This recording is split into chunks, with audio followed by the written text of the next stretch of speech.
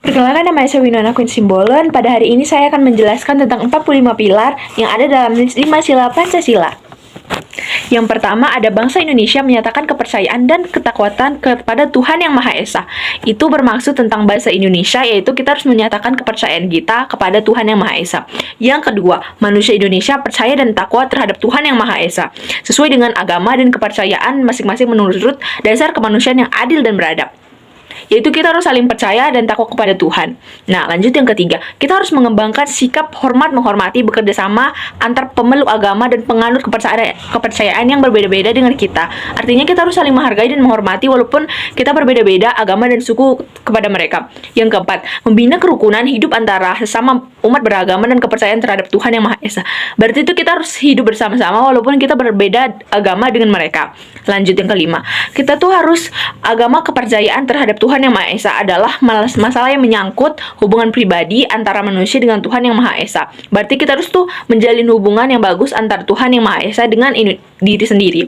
Lanjut, mengembangkan sikap saling menghormati kebebasan menjalankan ibadah sesuai dengan agama dan kepercayaan masing-masing. Artinya kita harus saling menghargai walaupun kita berbeda agama dan kita harus menghargai ibadah mereka. Lanjut, yang terakhir, tidak memaksakan suatu agama dan kepercayaan terhadap Tuhan Yang Maha Esa dan kepada orang lain. Kita nggak boleh memaksakan agama untuk masuk dalam agama kita. Itu tidak baik dan tidak termasuk dalam UUD. Kedua, yaitu kemanusiaan yang adil dan beradab. Yang pertama, kita harus mengakui dan memperlakukan manusia sesuai dengan hakikat dan martabat sebagai makhluk ciptaan Tuhan. Yang kedua, mengakui persamaan derajat persamaan hak dan kewajiban dan tidak membeda-bedakan jenis, agama, suku, keturunan, dan agama. Lanjut, kita harus mengembangkan sikap saling mencintai sesama manusia. Yang keempat, kita harus mengembangkan sikap tenggang rasa. Yang kelima, mengembangkan sikap tidak semena-mena terhadap orang lain. Lanjut, kita harus menjunjung tinggi nilai kemanusiaan. Lanjut, kita harus menggemar melakukan kegiatan kemanusiaan. Kita harus berani membela kebenaran dan keadilan.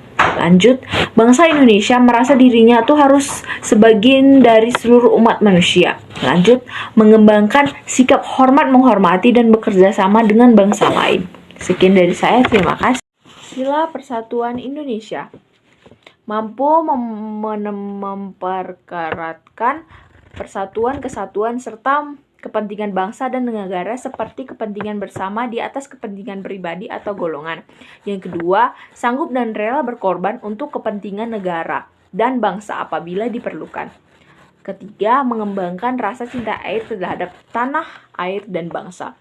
Lanjut, mengembangkan rasa kebangsaan dan bertanah air Indonesia. Lanjut, memelihara dunia yang berdasarkan perdamaian abadi dan keadilan sosial. Lanjut, mengembangkan persatuan Indonesia atas dasar Bhinneka Tunggal Ika. Lanjut, memajukan